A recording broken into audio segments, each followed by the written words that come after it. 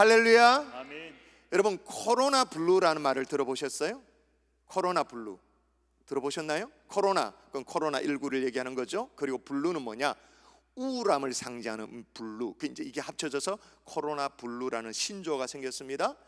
코로나 사태가 장기화되어지면서 이 우울감을 호소하는 사람들이 늘어나고 있죠. 그 증세가 뭐냐? 괜히 열이 나는 것 같은 거예요. 그리고 또 걱정, 염려, 지나친 불안, 거기다 밤에 잠을 못 자. 더 나아가서 밤에 꿈을 꿔도 내가 감염되면 주변으로부터 따가운 시선, 비난받을지도 모르는 직장에서 또 이웃들에게 그런 것들이 막 걱정인 거예요. 다른 사람 얘기할 필요 없이 제 얘기를 하면 되죠. 최근에 한국교회 대표성도 없는 일부 교회의 문제를 언론이 있다다 싶어서 그런지 몰라도 계속 다루잖아요. 그러니까 제가 얼마나 긴장이 되겠어요. 그죠? 혹시나 제 신상에 무슨 문제가 생기면 저 개인의 문제가 아니고 경산중앙교회 명예의 문제 아니겠습니까? 하나님의 영광을 가리면 어떡하나, 이게 막 긴장이 되어지죠. 그런데 그런 와중에 또 교회는 긴급한 판단을 해야 됩니다. 결정을 해야 됩니다. 또 그러면서 교회가 해야 될 대사회적 책임을 감당해야 되니까 그런 것들을 합니다. 더 정신이 없습니다. 밤에 제대로 잠을 잘까요? 못 자죠. 연속해서 제가 2시간을 못 잡니다. 2시간을 연속해서 자면 진짜 좋겠다라는 기도 제목이 생길 정도로 그 정도예요. 요즘에 이런 불안감은요, 표가 안 나는데 아이들도 똑같답니다. 이게 아이들에게도 내려가 가지고는 말로 잘 표현은 못하지만 몸이 아픈 거예요. 아이들이 위축되어지는 거죠, 심리적으로. 아니, 밤에 멀쩡하게 소변 다 가리고 했던 애인데 밤에 또 실수를 해. 지도를 그리는 거예요. 또 어떤 양상이 있냐면 애가 막 갑자기 고집이 세지는 거예요. 그리고 사소한 일인데 불평이 많이 늘어나고 불만이 늘어나는 그런 어떤 현상들이 나타나기 시작한 거예요. 하여튼 지금 우리가 정말로 예민한 시기를 살고 있어요.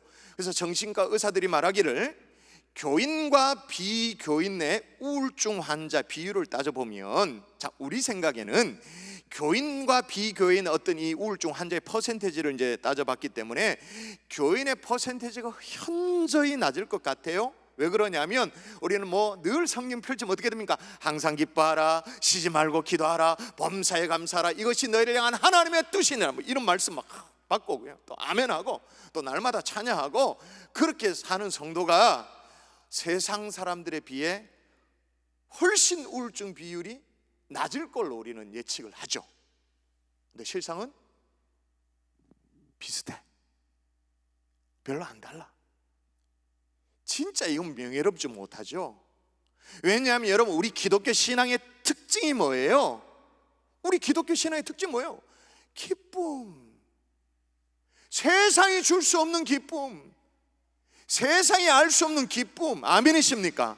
하나님이 우리 심령 속에 부어주시는 안식과 평강, 이런 것들, 그런 것들이 우리 기독교 신앙의 상징이잖아요. 희락, 즐거움, 평강, 그런 거잖아요. 그런데 여러분, 이게 언제부터 시작되어졌냐면 예수 그리스도의 탄생 때부터 그랬어요. 자, 보세요. 기쁨으로 시작되어집니다. 자, 누가복음 2장에 보면 예수님의 탄생 소식을 얘기하는데 한번 읽어볼까요? 자, 시작. 천사가 이르되 무서워하지 말라. 보라, 내가 온 백성에 미칠 큰 기쁨의 좋은 소식을 너에게 전하라. 큰 기쁨의 소식, 굿뉴스를 전한다, 그렇게 말했어요. 예수 그리스도의 탄생으로 말미암아 시작되어지는 이 복음의 역사는요, 세상이 줄 수 없는 기쁨을 선사하는 거죠. 그런 거죠. 세상은, 또 바이러스는 우리에게 염려, 걱정, 불안, 우울감 이런 거 안겨다 줍니다만은 그리스도는 탄생부터가 기쁨입니다. 탄생부터가. 자, 이 복음이 어떻게 되냐? 요한복음 15장 11절 읽어볼까요? 또 읽습니다. 한 번 더 읽습니다. 시작.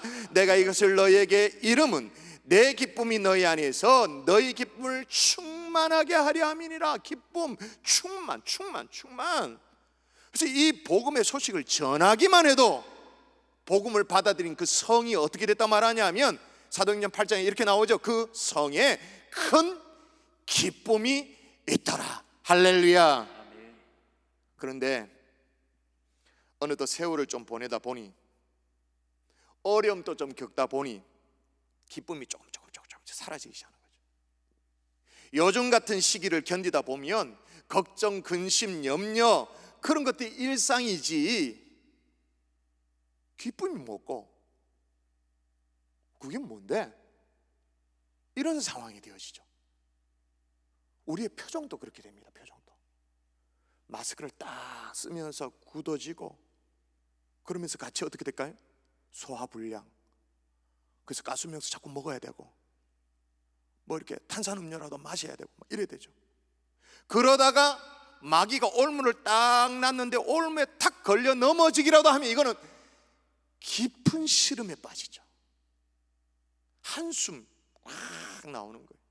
오늘 이스라엘도 마찬가지예요. 여러분 나라가 망하면서 하나님이 주시는 기쁨보다는 원망이 더 많았습니다. 솔직히 나라가 망했으니까 오랜 세월 바벨론의 포로로 견디다 보니까 기쁨은 사치지, 포로 주제, 그죠? 근데 천신만고 끝에 포로 귀환을 하긴 했습니다. 성벽 재건에 이제 몰두하다 보니까 더군다나 이 대적들이 여러 각도로 위협을 해오니까 그런데 성벽 재건을 이어가야 하니까 이게 얼마나 긴장이 되겠어요. 얼마나 긴장이 되겠어요. 그런 상황에서 기쁨을 찾는다, 이건 현실적으로 진짜 불가능한 거죠. 저도 그랬어요. 저도 우리 경산중앙교회가 미자립교회 월세 지원금의 사역을 이제 어느 정도 마무리하고 또 뭐 착한 소비 캠페인 사회를 주도해야 되니까 착한 소비 캠페인 금주에 3번째 편이 방송에 나갔잖아요. 그죠? 대사회적 책임을 감당하려고 오만 것 다 하잖아요. 요양병원에 급식도 주고 뭐예요? 또 구호 키트도 뭐 나누고 이제는 또 청년 자취생들 생활비 지원하는 이것까지 또 관심을 갖고 막 하죠. 또 이게 재오픈을 하면 다시 성도들을 맞아들이면 어떻게 해야 되냐? 없었던 이거 교인증 비롯해가지고 각종 막 행정 준비하고 정신없이 하다 보니까 다 하긴 해요. 근데 안 기뻐. 머리로는 알겠어. 이게 해야 되는 거. 별로 기쁨이 없어요. 우리 사역자들은 알 거예요. 제가 평정심을 잃어버리고 어떻게 마음이 힘들었는지 또 뭐 때문에 힘들었는지 이 시간에 제가 다 얘기할 수 없습니다만 거기다 신경을 팍 짜서 그런지 앞이 안 보이는 거예요. 눈이 멀었다 이런 말은 아니고요. 안 보여 이게. 그래서 막 내가 벌써 백내장인가 막 이렇게 어른어른하고 막 눈을 막 아이고 얼마나 허탈하든지 그런 세월을 우리가 다 보내고 있는 거 아니겠습니까? 그렇죠? 이스라엘 백성들은요 심지어 자기 자신들이 완성한 그것도 52일 만에 완성한 기적과도 같은 성벽 그걸 앞에 딱 두고 기쁘질 않아. 기쁨이 회복되질 않는 거예요. 더욱 이들이 그렇게 고생해서 예루살렘 성벽을 완성했습니다마는 이들이 아직 머리를 땅에 붙일 변변한 집 한 채가 없는 상황이에요. 자, 52일 만에 완공을 알리는 그 기록 다음에 몇 절 딱 내려가서 7장 4절에 보면 아주 대조적인 장면이 나옵니다. 한번 볼까요? 한번 보세요. 여러분 읽어보세요. 이게 대조적인 장면이라는 걸 느끼셔야 돼요. 자, 같이 읽습니다. 시작. 그 성읍은 광대하고 그 주민은 적으며 가옥은 미처 건축하지 못하였음이니라. 이게 뭐냐? 52일 만에 성벽 완공 그 기록 몇 절 딱 다음에 뭐예요? 가옥은 미처 건축하지 못하였다. 그게 무슨 말이에요? 이스라엘 속의 사정을 알 수 있는 거죠. 예를 들면 이런 거예요.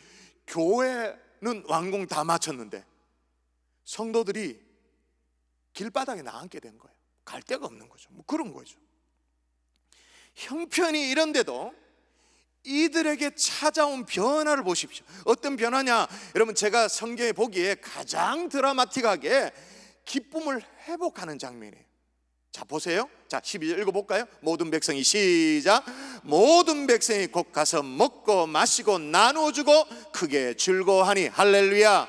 또 17절에 보니까 이에 크게 기뻐하였다 그렇게 말합니다. 근데 이게 그냥 기뻐한 게 아니고 그냥 멍하니 요즘같이 뭐 TV 예능 보면서 드라마 보면서 희낙나 오 즐겁네 이렇게 그런 게 아니고 이게 진짜 진국인 게요. 백성들이 크게 즐거워하기 전에 크게 기뻐하기 전에 뭘 했다고 말하는지 한번 읽어볼까요? 또 읽어보십시다. 9절입니다. 백성이 시작.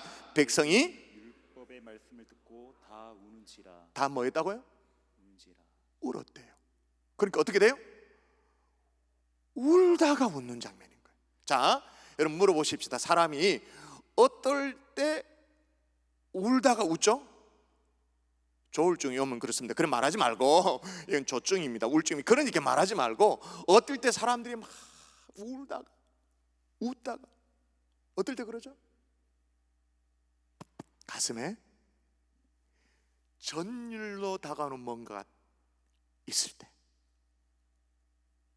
가슴이 막 그득해질 때, 그때 막 뜨거운 눈물을 흘리다가 조금 지나면 어떻게 돼요? 이제는 그 눈물이 변화해가지고 어떻게 돼요? 찬송이 되고 기쁨이 되는 거잖아요. 가장 극적인 기쁨인 거죠. 가장 뭐랄까 사무치는 기쁨인 거죠. 근데 중요한 것은 이 이스라엘 백성들 속에 이런 변화가 뭘 하다가 이런 변화를 경험했는가?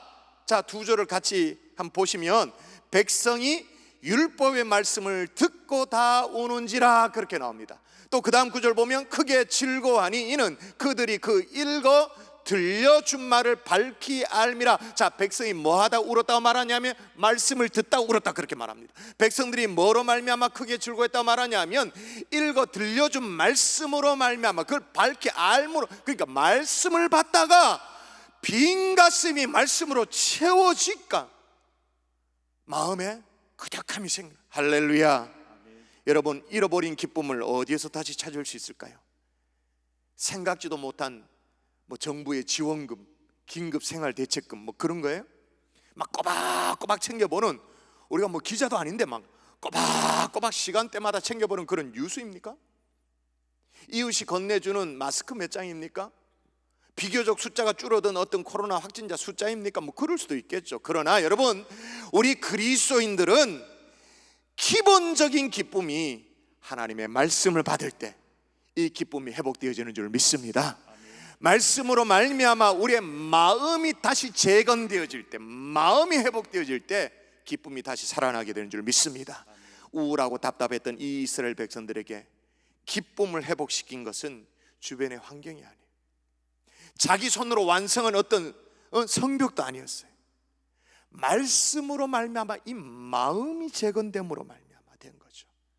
그래서 하나님은 느헤미야를 통해서 이스라엘 성벽 재건을 하도록 합니다. 그리고 나서 어떤 재건을 또 합니까? 학사 에스라를 세워서, 주의 종이라고 말할 수 있겠죠. 말씀 사역자라고 말할 수 있겠죠. 에스라를 세워서 백성들의 마음을 재건하는 거예요.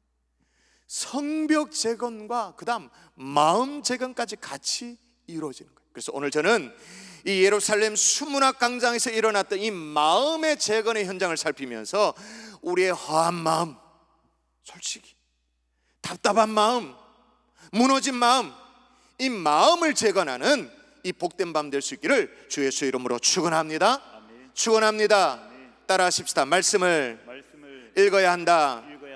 여러분, 지금껏 이스라엘 백성들은요, 선민 이스라엘 백성 맞습니다. 그런데 말씀과는 별로 관계가 없었어요. 지 마음대로, 그냥 지 판단대로, 지 기준대로 그렇게 살았는데, 그럼 마음이 꽉 차야 되지. 내 마음대로 살았는데. 근데 그걸 허해. 그리고 70년의 바벨론 포로 생활을 보내면서 뭔가 모르지만 조금씩 각성의식이 생겨났어요. 우리가 이 고생하는 거, 혹시 그 옛날에 우리 조상들의 율법을 버린 건 아닌가? 말씀을 버린 그 결과 아닌가? 우리가 이렇게 살면 안 되는 거 아닌가? 말씀으로 돌아가야 되는 거 아닌가? 뭐 그런 어떤 의미의 좋은 시그널이 있긴 했어요. 좋은 시그널. 그런데 포로에서 정작 돌아오고 나서 척파한 땅에서 먹고 살기 바쁘지, 농사 짓기 바쁘지, 솔직히 말해서 말이에요. 그리고 또 뭐예요? 성벽 재건 공사를 해야 되니까 거기다 적들의 공격을 대비하면서 한쪽에는 삽 들고 또 한쪽에는 칼 들고, 그러면서 얼마나 바빠요. 말씀을 쳐다볼 여유가 없죠. 그럴 여유가 없었다. 우리도 똑같습니다. 여러분, 이 저녁에 우리가 9시 넘어서 10시를 바라보는 이 시간에 온라인 이거 틀어놓고 이거 소복히 모여 집에서 앉아있을 정도라면 여러분, 말씀의 가치를 없인 여기는 사람이 누가 있겠습니까? 다 소중히 여기죠. 다 귀히 여기죠. 근데 너무 바빠, 너무 분주해. 말씀을 읽고 말씀을 묵상할 쳐다볼 여유가 없어. 그럼 뭐가 바쁘게 막 돌아가요. 뭐가 바쁘게 돌아가면 쏙이라도 차야 될 거 아니에요. 마음에 이거라도 그득하게 뭐가 그득한 게. 근데 바쁘게 돌아가는데 더 허해, 더 공허해. 정보는 굉장히 인포메이션은 많은데 공허해. 그러나 여러분, 다행스럽게도 이스라엘 백성들 속에 진짜 이제는 더 이상 미루면 안 되겠다라는 그 위기감이 몰려온 거예요. 어떤 그런 영적인 위기감이 몰려왔어요. 그래서 이스라엘이 결단한 게 있습니다. 모든 것들을 다 뒤로 두고 자, 뭘 했는가? 1절입니다. 오늘 본문 느헤미야 8장 1절 같이 읽도록 하십시다. 같이 시작. 이스라엘 자손이 자기들의 성읍에 거주하였더니 일곱째 달에 이르러 모든 백성이 일제히 수문학 광장에 모여 학사 에스라에게 여호와께서 이스라엘에 명령하신 모세의 율법책을 가져오기를 청하매. 당시에는 우리처럼 성경 사본 각각 각본이 없잖아요. 그죠? 그런 게 없었으니까 개인 소장이랑 있을 수 없으니까 어떻게 해요? 공동으로 함께 모여가지고 성경을 읽고 듣고 그렇게 했죠. 자, 보세요. 여러분, 요즘처럼 어디 유명한 간증 영상을 찾아보면서 이렇게 본 게 아니에요. 어떤 유튜브에 유명한 목사님 설교 영상을 한번 보면서 은혜 받고 그런 게 아니에요. 이대로는 도저히 안 되겠다는 생각에, 살아야겠다는 생각에 이들이 말씀을 어떻게 했어요? 말씀을 읽은 거예요. 영상 본 게 아니고 읽은 거예요. 이 열망이 얼마나 강력했냐면 고생해서 성벽재건을 마친 것이 언제입니까? 또다시 보십시다. 이 구절을 여러 번 읽을 거라 그랬죠. 자, 느헤미야 6장 15절에 보면 성벽 역사가 52일 만인 엘루월 25일에 끝남에, 그죠? 언제 끝났다고 말하죠? 52일은 알겠고 그 다음에 엘루월 25일, 엘루월 25일, 이해하기 쉽도록 말하면 6월 25일이에요. 6월 25일에 성벽 공사가 다 끝났어요. 근데 말씀 앞으로 달려나온 수문학 강장에 모여가지고 말씀 앞으로 달려온 게 언제냐? 오늘 본문 8장 2절에 보면 그 시기가 나옵니다. 자, 읽어보십시다. 느헤미야는 시기에 굉장히 예민하거든요. 딱 보세요. 시작. 일곱째 달 초하루에 제사장 에스라가 율법책을 가지고 일곱째 달 초하루, 그러면 어떻게 돼요? 7월 1일. 그러니까 성벽 재건을 마치고 일주일도 안 지났어. 축배를 드려야 될 시간이잖아요.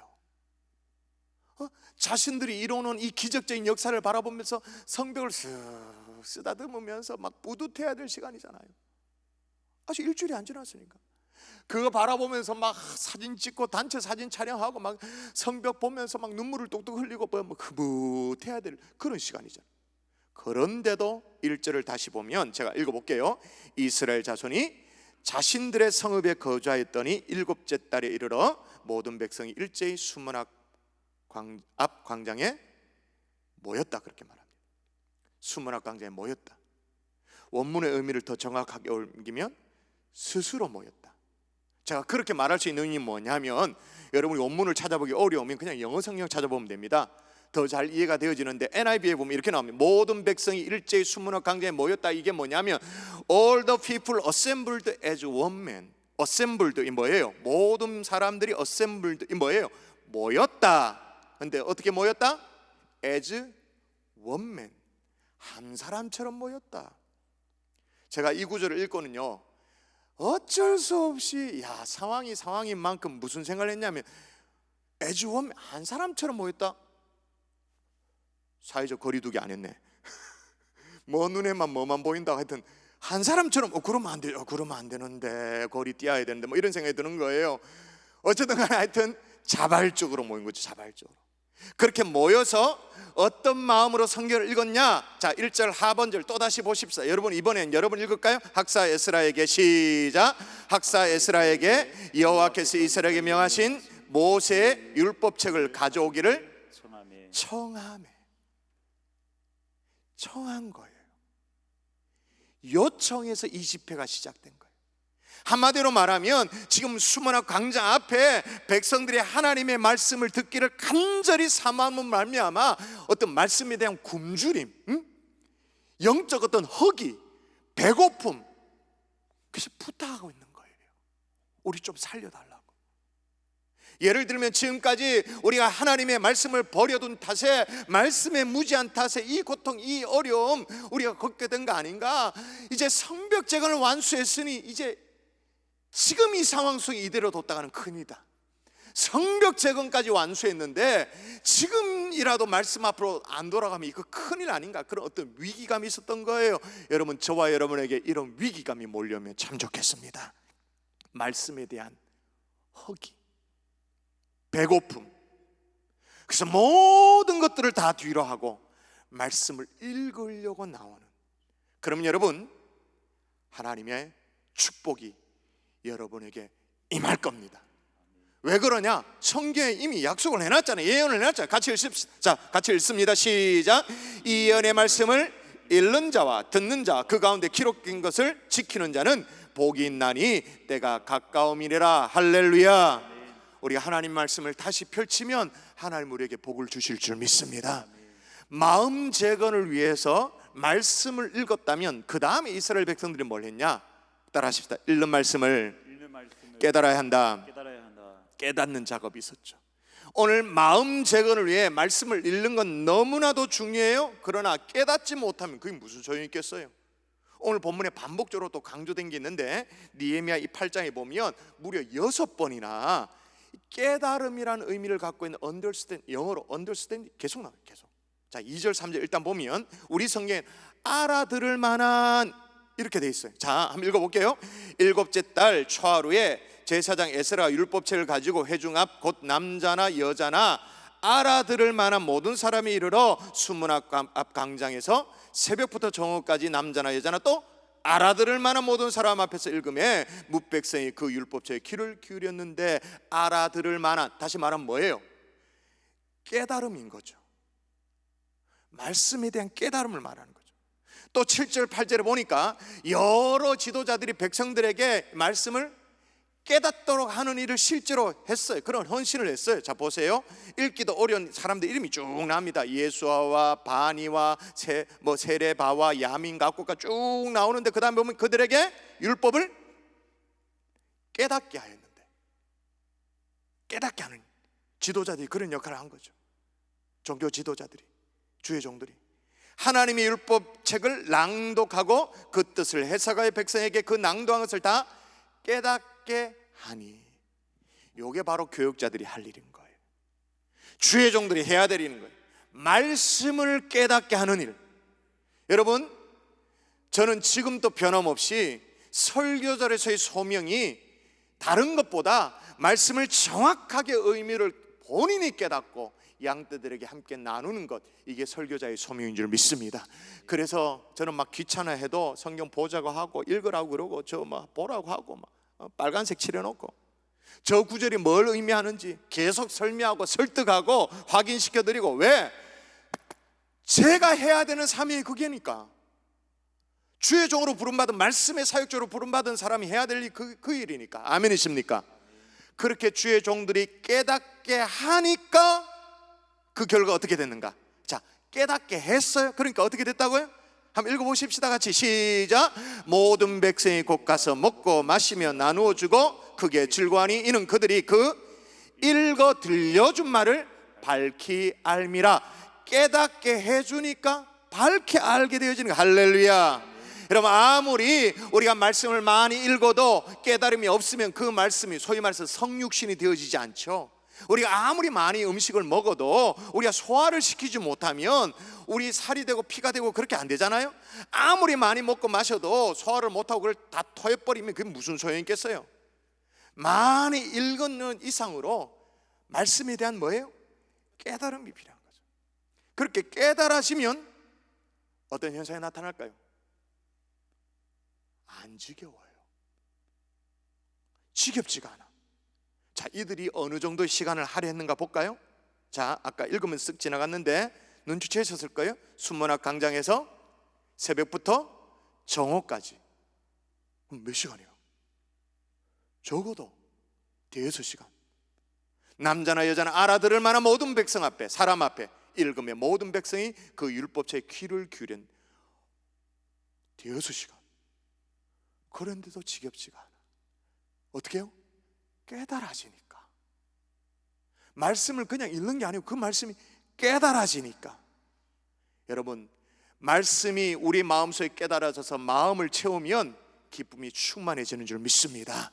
오늘 밤에 말씀이 깨달아짐으로 여러분의 마음이 재건되어지는 복된 밤 될 수 있기를 주 예수의 이름으로 축원합니다. 아멘. 축원합니다. 아멘. 따라하십시다. 깨달은 말씀에 깨달은 말씀에 반응해야 한다. 반응해야 한다. 이제는 깨달은 말씀에 어떻게 반응해야 돼요.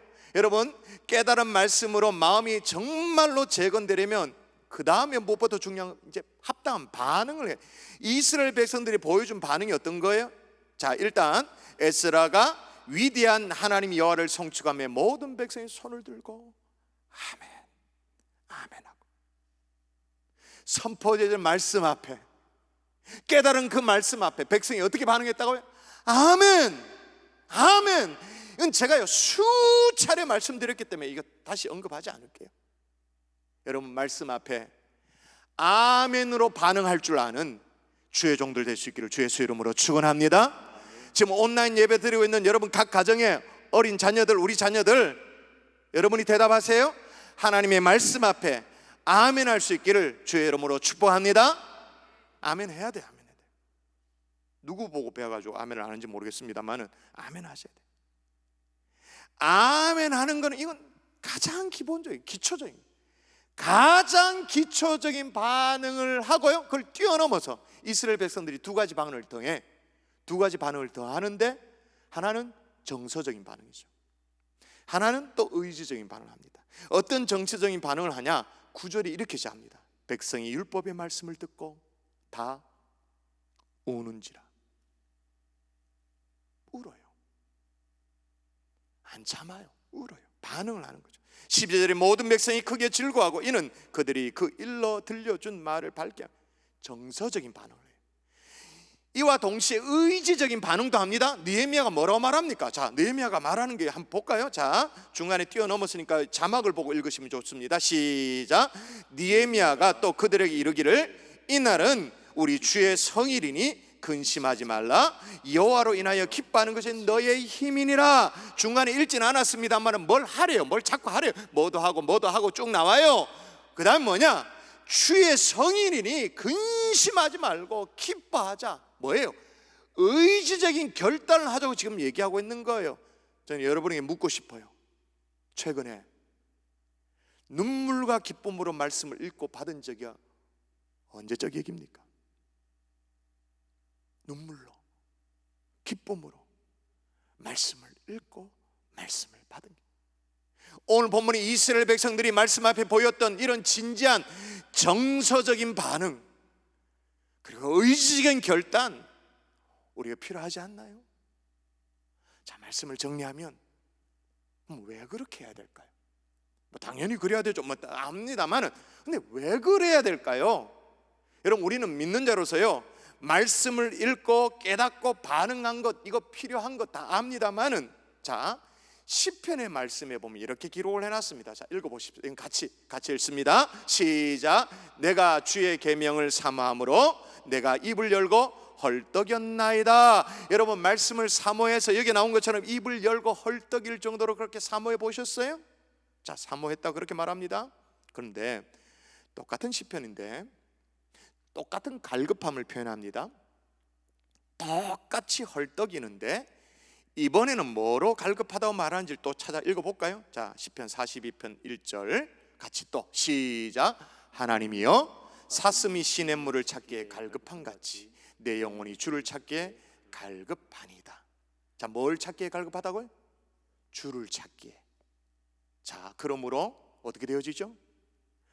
말씀을 갈급해 한다는 것은, 말씀을 사모한다는 것은 다른 말로 하면 뭐를 사모하는 것이다?